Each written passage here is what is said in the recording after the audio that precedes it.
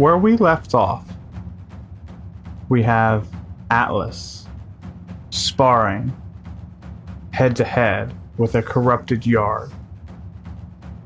We have a dark,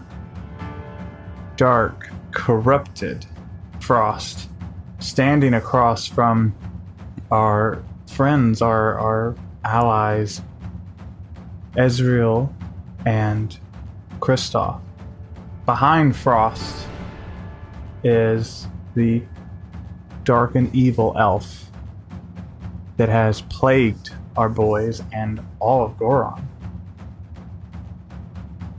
And crew, the way we're going to handle this is we're going to let Atlas go head-to-head with Yarg, since with combat time, that's going to kind of add up first before anything else can take place for you all.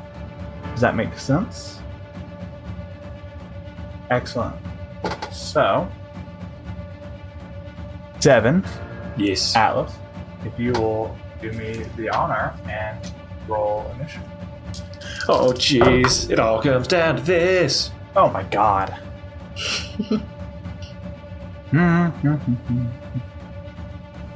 Alright, let's do this. I got a 22. We'll say you go first. Okay. So he's currently advancing on me, correct? That's where we left off. You guys are. We've been fighting. Let me give you a quick painting. You guys are literally face to face, and if you remember, Yarg is corrupted.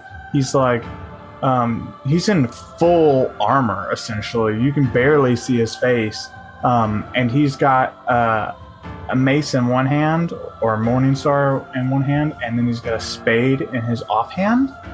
But he is like full on decked, and you guys are trading blows essentially. So you're right there in front of him.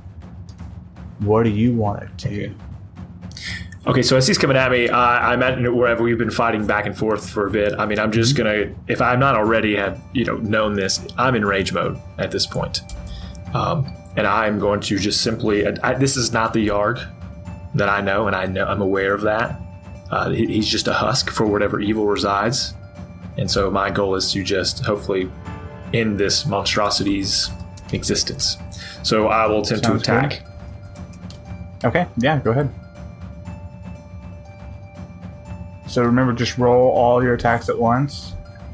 Yeah, so 18 for the first and 17 for the second. For those both attacks. Yeah, so both of those are going to miss.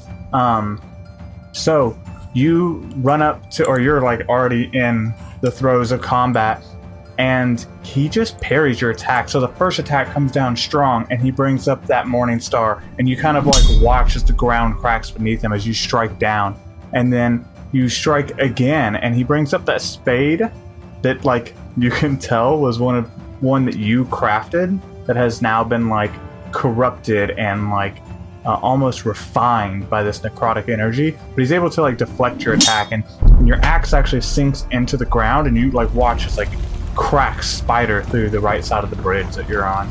And then of course you have your lightning, right, that he has to do a dex save against. No, so I used rage this. Well, this I guess if I'm already in, right. Yeah. If we assume I already had it, then yeah, I would use lightning. But for this first turn, doesn't it? Does the first turn you go rage? It still activates it does automatically, activate the first right? turn, yeah. Then See, look, I'm giving you things. Well, I didn't know if I was already in rage or if I just went into rage. I'm gonna say you just went into rage. Just cool. So he's just gonna beat a 13. He takes half damage. Yeah, he beats that, so he's gonna take half that. He takes one. He takes a good old one. Okay. So basically, just your raw energy blasts forward, and he takes this lightning damage. And so it's his turn, and so he's about to just lay the heat, as one does. And we're just gonna do 3 quick rolls.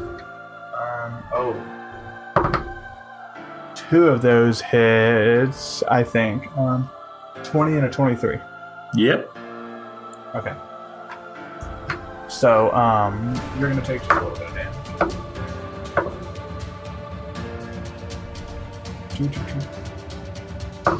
You're going to take 8 slashing damage, and 5 necrotic damage on top of 5 slashing damage and 5 necrotic damage.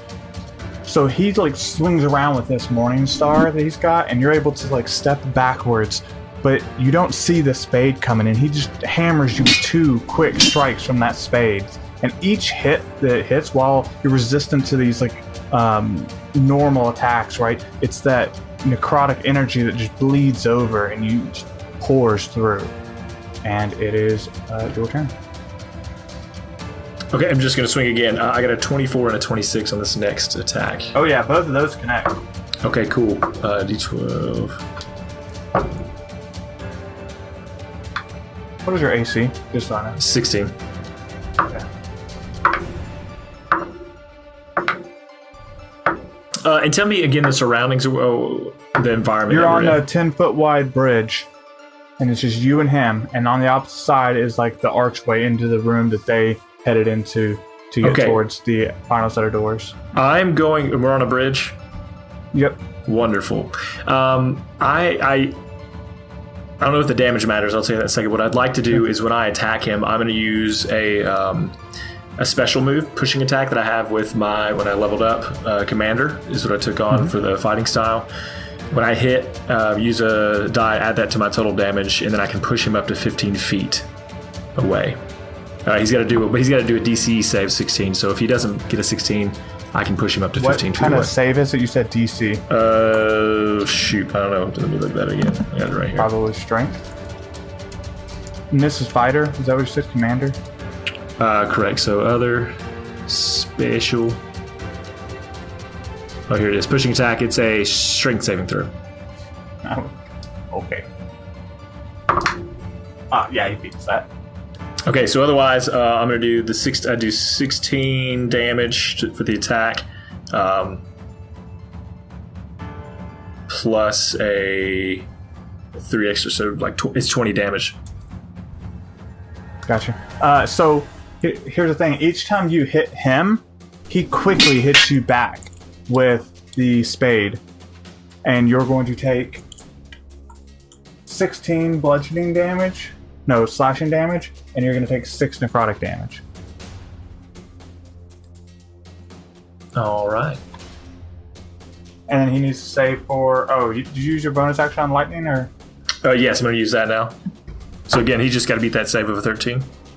He does not. He takes full damage of whatever your roll is. He takes 2 damage.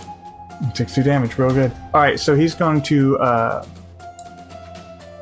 So, bringing it back in the narrative, you swing this axe down hard, and he brings up both weapons to block that first attack, and you kind of like watch him sink further into this, and you can tell just the weight of your attack just was physically draining on him. And as he's recovering, you just bring it back up and strike down again. You actually kind of like watch chips of his weapons fly as you like just hammer in on this same spot. And you're not able to like shove him backwards like you were hoping, but at the end of the day, like you can tell you just put a lot of pressure on your former teacher.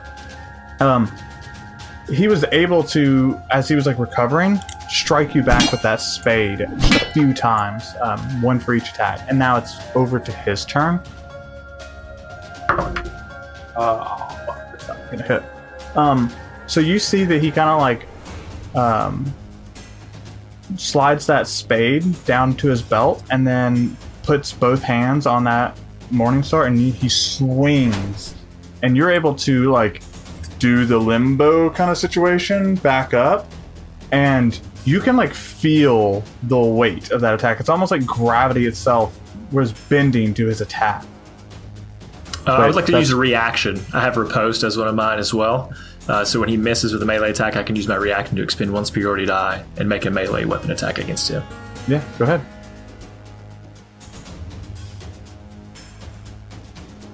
16 plus a whole lot. 16 plus 23, 4, 5, 6, 7, it hits. 28. I mean, okay. It hits.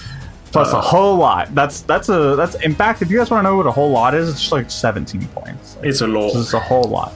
And with that one, I'm going to do 13 damage with that attack. Got him. Alright, cool. Your turn. All right, I'm going to attack again. So I rolled a 27 and a 24, which I realize those are going to attack now. Yeah, those are going to hit. Not great on damage. That's going to be 6, 7, 8, 9, 10, 11, 12, 17. Plus lightning damage if he wants. So 17 natural, and then if he wants to roll to see if he gets that lightning damage. I'm just hacking and slashing. We're going toe to toe back and forth. Yeah, I mean it is blow for blow. He takes half of what was the lightning damage. Dadgummit, he takes it's 2s. It takes 1 again. Okay, all right. I mean you're still chipping away at him for sure. Being two big brawly boys. So you come across with your axe just a left and right, and you kind of notice he doesn't even block these. You just take big chunks out of his midsection, just like you're tearing away at his armor. And he just doesn't even care. He pulls that spade and just backhands you with it across the face, and then comes back around and hits you again. And you're going to take 22 bludgeoning damage and 20 necrotic damage.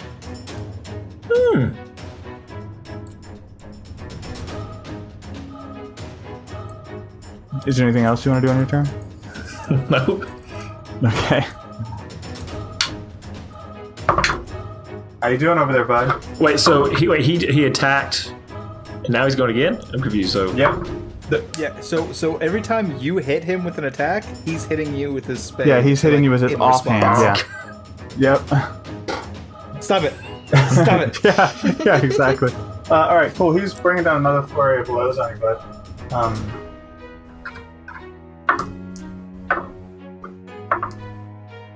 Okay. As Dwayne rolls dice for 23 straight minutes. I should have got more dice. I knew it was coming. All right, so he's going to just that flurry of blows on you. So he takes that Morning Star and catches you straight in the chest, and that spade will literally just 2 face taps, quick face taps, like kind of like you would chide a small child, just bop, bop. shut up. Yeah, and you're gonna take. We don't hit. You're gonna take. Oh man, I said bludgeoning for the spade. It's slashing, but you're gonna take 12 bludgeoning damage, 4 necrotic damage for the Morning Star, and then for the spade attacks, you're gonna take 12 slashing damage and 4 necrotic damage. Cool. Yeah, buddy, your turn. You'll go. And Pat's turn. All right, so Or heat. gosh, I'm gonna use Second Wind as a bonus action. Okay. D10 plus 3 on the heals. Plus 3. That's a total of 7 healed back. Okay. I'm gonna attack him. Break it on a second. Okay. All right. Roll 2 more attacks. Right. Yeah, so here you go. Plus. It's like 28. Okay, so I'm adding plus 14, by the way. So Yeah, no, it's fine. Oh, okay. Well, he didn't do super hot on. That's a 24 as well. Okay, yeah, you hit both. Okay, cool. Oh, what minimum dice all the way? And that's going to be 28 damage. Woo! It's a lot of damage. That's a lot of damage. That's a lot of damage. Yeah, so you're able to kind of catch him off guard, and you take a big chunk out of him, swiping upwards, and then swiping right back down. So like vertical up, vertical down, and you watch as like this black blood is sprays everywhere, and you kind of see him stagger back. But he's still able to like move forward and hit you with that spade just once. Now you're gonna take 3 bludgeoning and 1 necrotic damage because all minimum dice. And I would like to also do a free speech talk right here. Sure. Yeah, you do that. When are you gonna end this? You know I was always better than you.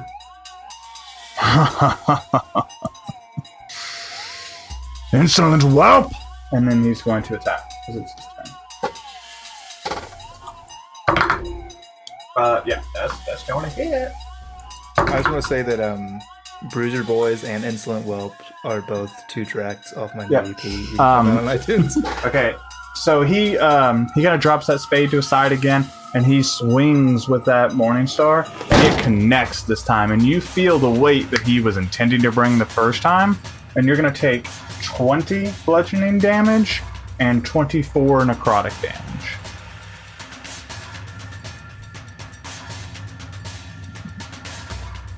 How you feeling, bud? Just doing all the subtractions over here. Yep. Your healer's in the other room. Your turn. All right, well, I have to do this alone. Wait for it. Yeah, really. I go, can I go get my friends real quick and come? Will you stay here for just a moment? Okay. Devin, where are you at in that HP pool, bud? You want to know numbers? Or you just want to know? Like, Yeah, I literally want to know numbers. 41. Oh, okay, cool. That's a good start. If it helps, you're ahead of him. Ooh. Finish the fight! I am. Finish him. I look at him and I say, I would always sacrifice myself for everyone. And I know how close we are to finishing this thing. So if I gotta go, so that you gotta go, so that that evil wench you have with you's gotta go, and so be it. And so this will be my 10th use, or my 10th attack, and I get 2. So I will attack once. The special weapon you've concocted for me will activate its effect, A Taste for War. And so after the 10 stacks, all targets, including myself in a 40-foot radius, take my current HP in fire damage. And they can't resist it. They can attempt to take half. So I'm going to take my first attack to reach 10, so at least getting one more swing in. Okay, go ahead. He misses his spade. So, I mean, that's a 30 or something. That's what? Okay, yeah, you roll real high. Oh, wait, you said he missed also? I said he missed his spade. Yeah, his counter attack. I will riposte also. So I hit with my I'll take my reaction. What? I'm sorry. What is riposte? Riposte is reaction, right? Yes. Yeah, you can't take that on your turn. Oh. Well, I Can't tried. react to a reaction. Daddy tried. You can't do a reaction on your turn. It's Because only during your opponent's turn. The spade was reacting to Atlas's attack in the first place. He can't react to the reaction. It's Davenport. It's a 6th edition D&D. That is 12 damage. Yeah. Okay. Real good. You hit him real good. So yeah, you like bring down, and here's mechanically how it works. Not mechanically, thematically. You bring down this axe and you cut deep through his chest, and you watch like blood spurtle, this dark corrupted ink, and it hits the ground, and you watch the spider cracks go, and then your effect triggers. And what is the save he has to make? He has to make a dexterity save. I don't know that he's good at this. Well, it's not great. Nope, he fails, because I don't think a 5 beats anything. I don't remember what the save was. You said it was 15 or something like that? The save is 17. Oh, yeah, he fails. Hard fail. So he's going to take 41 fire damage. Now, you have to roll that save, too. Yes. So you don't die a fiery death. Question. I have the effect that allows me to roll advantage on dex saves of effects that I can see. You can see it coming. So- You're the cause of it. I'm just wondering. I mean, good ask, but 100%. So you're saying I do get it? I can have advantage. You can have advantage. then- I was very much That's a 19. in the know. Yeah.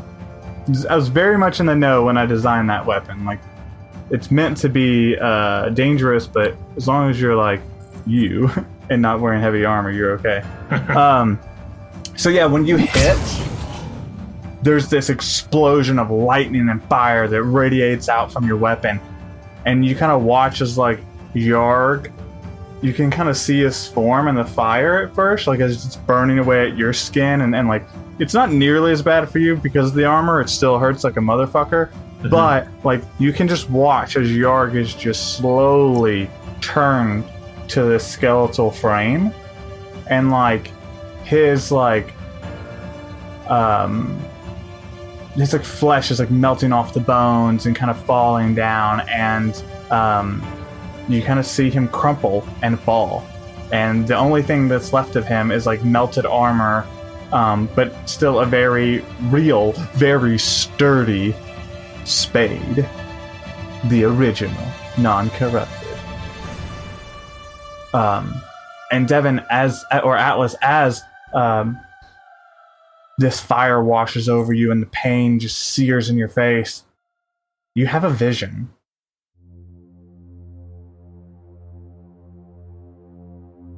You're standing tall and proud, and you're almost like walking on this translucent floor. Like it's almost like darkness or stars. It's like you're walking on a night sky. And as you're like looking through these fresh eyes, you're almost like on autopilot, right? You're not you, but you're you. And you kind of see through your eyes, your arms and hands. They are as they are now. They're covered in molten armor and just like rock substance. As you climb up onto this throne and you sit and you look across to see Wynn. And you, to your left, you see a dark figure that is humanoid. And you know it's Ryle. And you can see Sinlor. And you can see Aya. And you say, or you hear yourself say, in a much deeper voice than your own, "Why have you brought me here then?" And you kind of wake up. Like you're back and you snap and you realize you just killed Yarg and your friends are in danger. I'm just gonna run to them. That's next thing. Yeah. I gotta get to him. Yeah, cool. So you're gonna come in bottom of the lineup, but Star, Shane, welcome to the podcast. It's time to roll initiative. Let's do this shit. Ooh, that's what Daddy likes. Oh, I don't like the sound of It's that. very good. It's real good.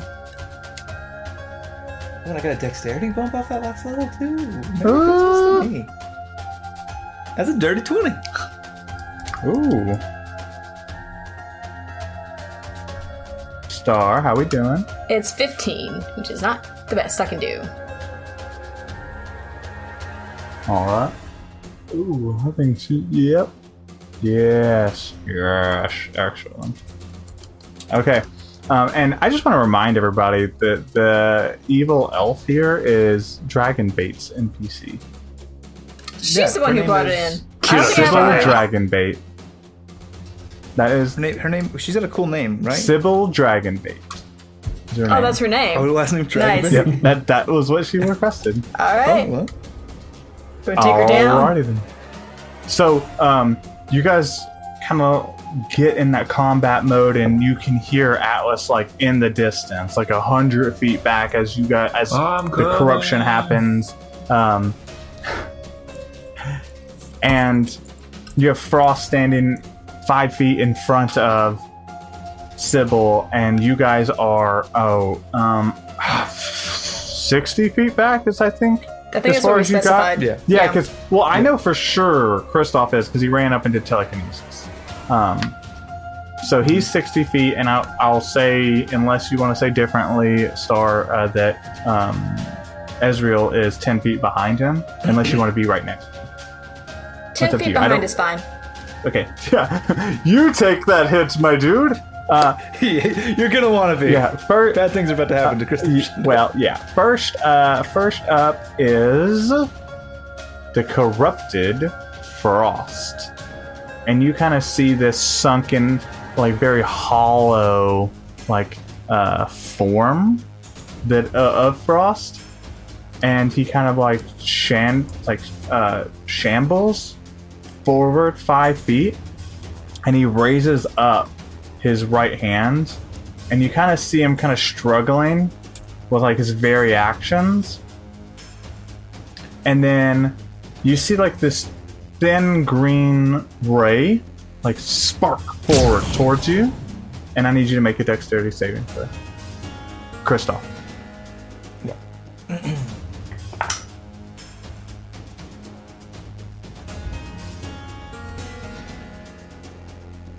$16.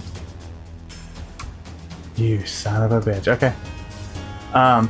Yeah. So I have a feeling that meets. so this green line, like, you're able to like move out of the way, but you can like feel the very corruption off of that line, and it kind of sails into the darkness, almost like Atlas is like running forward and has to like do a duck too, like, oh shit. But unfortunately, that's about all my boy can do this turn. Save or suck, huh? Next up is Kristoff. I need to mark that. I'm going to retroactively just throw a little flavor onto my spell. So as I roll up here and I see this scenario and I see Frost get kind of smacked with the no beam, I start chanting and I start to twist my hands and water forms, and it comes around my brow, up and around, and it becomes this small crown of frost with like a light blue sapphire ice crystal in the front, which I hold with my hand, with my left hand, and I reach out my right hand to use this telekinesis spell, and I bring the wand of frost, this shard artifact, to my hand, which I'm immediately going to turn and grab my staff that I've taken with me from the basement of Primatacit, and I'm going to kind of just slam that ice shard onto the staff and just use some frost to kind of affix it at the end like some sort of frozen magical spear. Okay. Roll me an intelligence saving throw with disadvantage. Groovy.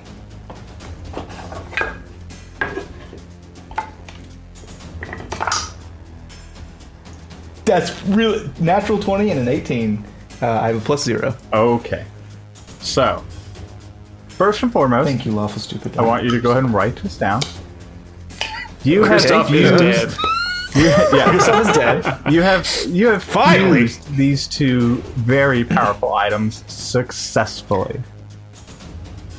And what you gain out of that is you can use that weapon, you or an ally, whoever, they don't have to be proficient in it, provided that you're conscious, right? And you can use that to make an attack using your spellcasting modifier, yours, no matter who uses it, for 4d12 cold damage. Oh, are you saying Atlas can be a magic boy if Kristoff will let him? His spellcasting modifier is intelligence. No, his spellcasting modifier. I'm saying, yeah. Like, for whatever reason, Atlas's personal spellcasting modifier as a fighter is intelligence. Yeah, it wouldn't matter. My spellcasting modifier, strength. Yeah, strength. That's how I cast spells. Clearly. So, yeah. So not only do you get that, So this counts as a melee attack? it counts as a spell melee attack. So like A ranged a spell melee attack. spell attack. Is it a weapon attack? Is he firing technically it is something a or melee- is he hitting people? He is using a melee spell attack, similar to like Green Flame Blade. You use your spellcasting modifier and proficiency to attack with it. Well, the reason why I ask is because, for exactly that reason, does it stack with Green Flame Blade? Am I making a melee weapon attack as part of the Oh no, action? it's like Or it's its own thing? own cast essentially. It's like if I cast like Shocking Grasp. It's like a melee. It's like a touch range. Yes. Attack, That spell anybody attack. can use it if they take it, right? Like Got it. That's what I wanted to clarify. yeah. So like Atlas can use that in place of his attack action. Sure. So it's not a spell, to be clear. It is an attack action. So he can use. So it stacks with extra attack. Yes. So then it would stack with like Booming Blade. No, because it's not a weapon attack. It's an attack action. So he could do an attack action with that, and then make a second attack with his axe. Okay. Like, I don't want to make it any more complex. Yeah. I got it. So on top of that, you're going to, in a minute, get some temp HP. Okay. Before you give that temp HP, you're going to go ahead and take 32 necrotic damage. Cool. Now, for your temp HP that you're going to receive, I need you to roll 3d10 plus 10.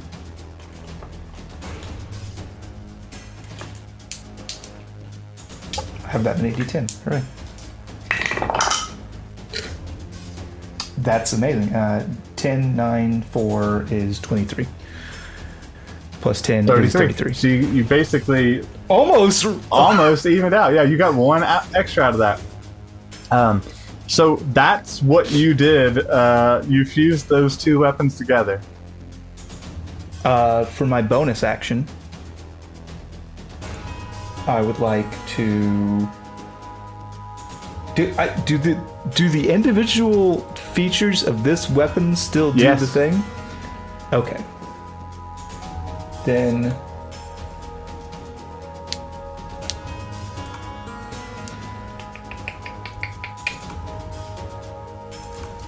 get telekinesis up, that's concentration. Do you need to concentrate on it now that it's affixed to the rod? The concentration lets me repeat that effect every turn. I can target a different item or creature. So yes, it's still active. I think the best thing for me to do is I will, as a bonus action, and I'm not going to use the effect of the shard. I'm going to just do sorcery points to metamagic quicken spell a chromatic orb. Okay. At how far away? Are they the same distance away? The elf lady and The elf lady is 10 feet behind the corrupted Frost. oh, it's got a range of 90 feet, so I could flip her.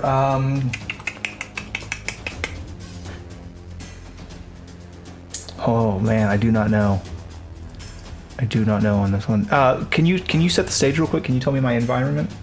Yeah, so you guys are standing facing this open door with like this swirling energy behind them, this portal to this other world, and you have Sybil who's standing tall and just this like smirk on her face, like ready to slay you as you've already like spoiled her plans several times.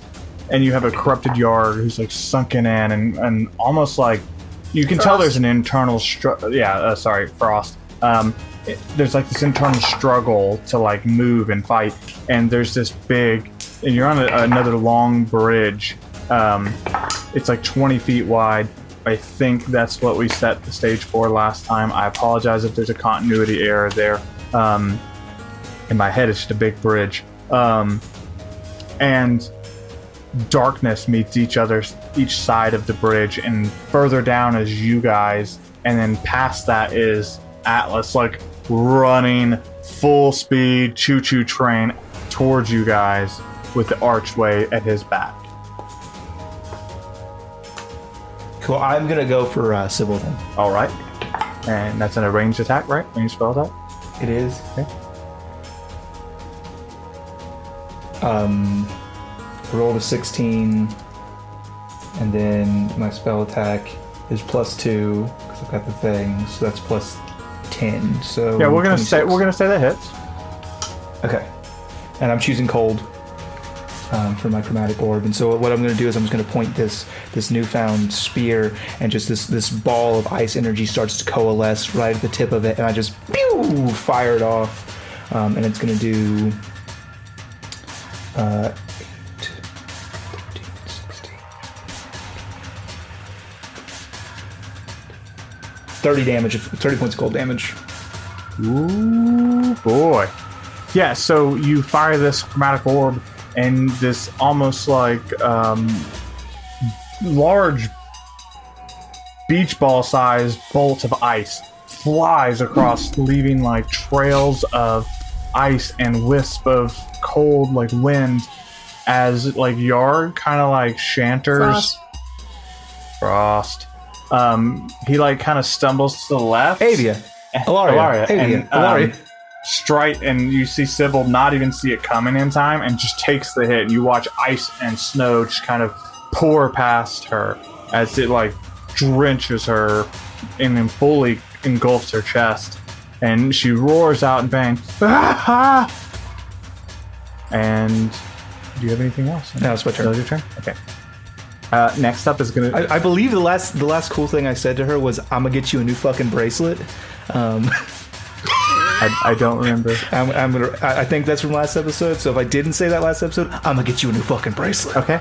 I think I said that. So now it is Sybil's turn, and she is going to move 40 feet forward. Now 20 feet away from you, and she is going to raise up her offhand, the one not holding the scythe, and you kind of see it glow this like void color, this not even black, just the absence of light around her hand, and you kind of start feeling this like tightness up across your throat. And Counterspell. Okay, what does counterspell do? It It stops the spell that's being cast. One reaction, you attempt to interrupt a creature in the process of casting a spell. The creature is casting a spell of 3rd level or higher. The spell fails and has no effect. If it's 4th level or the spell is 3rd level or lower, it fails and has no effect. If it's creating a casting spell 4th level or higher, make an ability check using your spell casting ability. DC equals 10 plus the spell's level. Okay, roll me a check.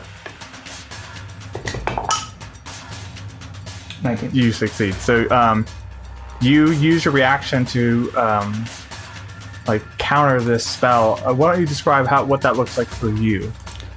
So basically, what I'm going to do is I'm going to take my one hand off this new spear, and basically, as she starts making these arcane gestures, these somatic components, I'm mirroring them as best as I can, trying to do it on the fly with a spell that I don't know. And as she goes to unleash this spell, basically, it's almost like these geometric shapes. It's like a square inside of a triangle, inside of a circle. Kind of comes out this counter, almost mathematical. Ball of disruption that's going to kind of meet her spell midway and just dissipate. And so when you do that, you kind of like feel this like tight, like almost like this crunching sensation on your hand. Like you don't take damage, but you can feel like that was like a rough cast, and had you not been like magically beefed up, that might have actually hurt. And so that's where we're going to end this episode. Oh, we don't even get to my turn? Unfortunately, no. We're at time. And so everybody's tracking at home. Next up will be Ezreal. Yay! And that's where we'll pick back up. Sorry, there's no way we were going to fit this final fight showdown, meet at the doors scenario in one episode. Not to do it justice. It is what it is. It's pretty it's getting kind of heavy. It's getting. We're in the end game now. It's intense. It's super. Whatever it takes. Dwayne, real quick. When did this episode air? This is July still. I think all episodes after this will be August. Because I'm looking at my tracker, and we got one more roll of humanity at least. Okay, one roll for humanity here. This is going to be for the Michael J. Fox Foundation to combat Parkinson's. Just a reminder that I messed up last month, and it was Smile Train. And I said it was Michael J. Fox. I'm a big goober. This month actually is Michael J. Fox. $14. Awesome. Excellent. I'm at a loss for words right now because I'm real excited. Hey, Endless Bag of Dice, Lawful Stupid, go get them. You get a free month on your Endless Bag of Dice shipped right to your door. Audible. go to audibletrial.com/lawfulstupid. Get a free audiobook of your choice. And thank you so much for all your love and support.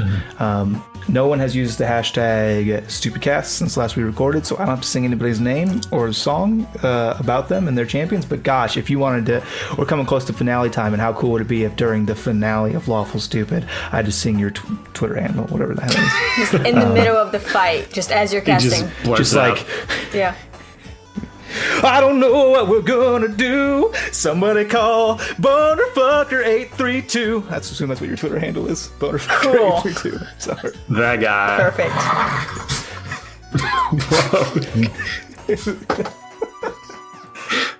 All right. Well, You know, as always, till next time. we love you. Bye.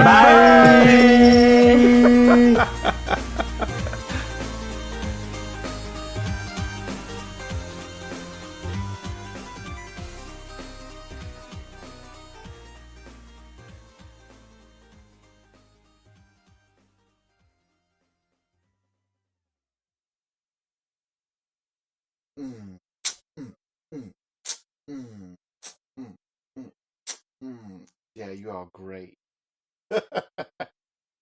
Makes me happy.